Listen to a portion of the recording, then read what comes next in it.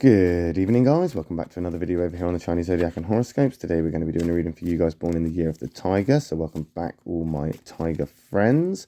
How are we doing this week? Let's find out, shall we, as we shuffle these up and down and we start to get an idea of how you guys have been. Also, if you are interested, we'll be doing the predictions for the year of the snake next week or thereabouts. So if you are interested in that and finding out what the year of the snake has in store for you, then make sure you hit that subscribe button so you don't miss it. Right, let's stop about there. I'm going to take that one from the bottom, that one from the middle, that one from the top. What have we got? Okay, so we've got two positives and a negative there. That negative phasing in near the end of the week, but we are going to be in these positive areas at this moment in time. So things are probably feeling a little bit up and are feeling a little bit better than they have been. However, white isn't always all right. Black isn't always an attack. This could just all be a false sense of security. Dun, dun, dun. But it's not, because that white dog is a very good card for you. That is the dog that is in your triangle. The tiger and the dog are very compatible. They go together very, very well. They also look out for each other. I think right now then, in this regard, you are probably in a place where you are not necessarily letting your... You're not letting your... I was going to say, you're letting your sort of mouth do the talking, but of course you're letting your mouth do the talking. But what I mean to say is you're kind of just like... You're talking, basically. You're talking a lot and you're not necessarily doing a lot. You're talking about plans, you're talking about... And this isn't a bad thing. This isn't a bad thing. But you seem to be appreciating the conversation, the talking, the communicating, the expressing of what it is that you hope to achieve and what you want to do. You're in a place where you're finding it very easy to express how you feel or what you wish to achieve through words, which is making communication very good and move very easily. There's also some commitment here as well. There's something that you're starting to commit more to. You're starting to become a little bit more, I guess, I want to say trusting of it. You're becoming a little bit more settled. You're becoming a little bit more comfortable. Not complacent, but comfortable with where you're at right now, which is good.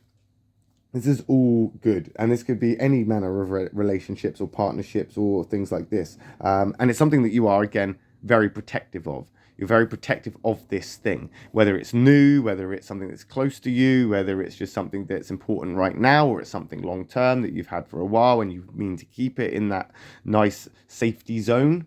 There's definitely something that you're very protective of, and it could be that one thing that you've now become very committed to and become more dedicated to. I think right now as well, you're not necessarily looking for any miracles or anything big to happen. You're not expecting anything grand to happen. You're kind of just content. You're content. And because you're content, there isn't a lot to do. So you're not doing much, but you can talk about it and you can make plans and you can charm and woo and basically talk the talk, basically. And there's that white rat coming into play, that white rat there, because you've got things to do even if you're not doing them. Now the thing is even though it's a white rat, the rat is always going to be that sort of pre-planner, worried about the future, worried about things happening, got to prepare for it, got to get things in place, got to make sure everything's okay kind of vibe to the rat. So even though it's in the positive, there's always things that you can be doing, even if right now you feel there isn't anything to do and you're just kind of like making plans. There are still things that you need to get done, things that you need to take care of. Now the rat and the tiger, they're not incompatible, but they're not greatly compatible either. You're kind of like in a neutral area here. So we are kind of looking at more of the positive and the negative aspect of this rather than the actual compatibility, because the compatibility is rather neutral, as I say. So the positive rat's actually a good thing, obviously, being positive, and that rat being that doer is implying that there are things that you need to be doing, things to get done. right now you want to avoid anything that's going to give you mass complications, because eventually these words are going to have to turn into actions, and the last thing you need is when the firing gun goes off is to not have your shoelaces tied, or be facing in the wrong direction. That's not the best way to go.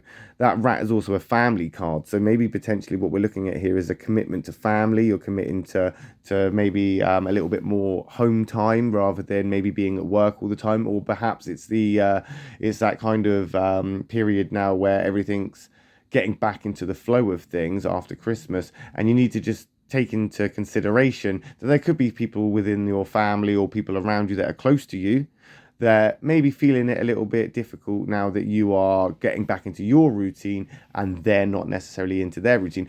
Other than that, I mean, the relationship, as I say, is very cool to neutral with the rat and the tiger. So either way with this, it's looking like you're doing the right stuff.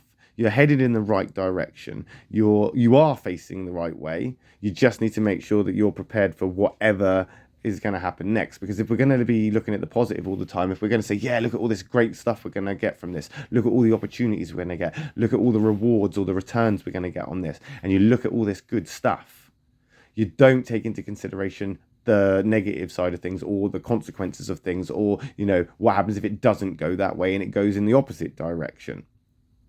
You need to consider this stuff, because if you don't, well, you could end up in a bit of a negative place. However, you got this tiger card here that's, again, it's interesting because the tigers are compatible to a certain degree. Now, you'd think being a tiger, you'd be compatible with tigers, but they're only really kind of compatible to a certain degree. There isn't much compatibility there unless they've got similar interests, and the compatibility kind of only happens in a way of, I suppose, sharing those interests or the interest itself. I think right now that tiger's kind of urging you to maybe kind of keep your distance from certain things, and to, like I say, to stay away from conflicts, to stay away from, I guess, things that could potentially put you in a position of unpreparedness, because you can prepare for any eventuality. And what I mean by this is like say you were going to go and climb Mount Everest, and you started to pack your bags and you started to pack things up, and you put your thermals in there and all your warm clothes and stuff like this, and that's what you've packed. And then when you get to the airport, you see that there's a plane that's going to Madrid in Spain. Don't be getting on that plane, because you're not prepared for it.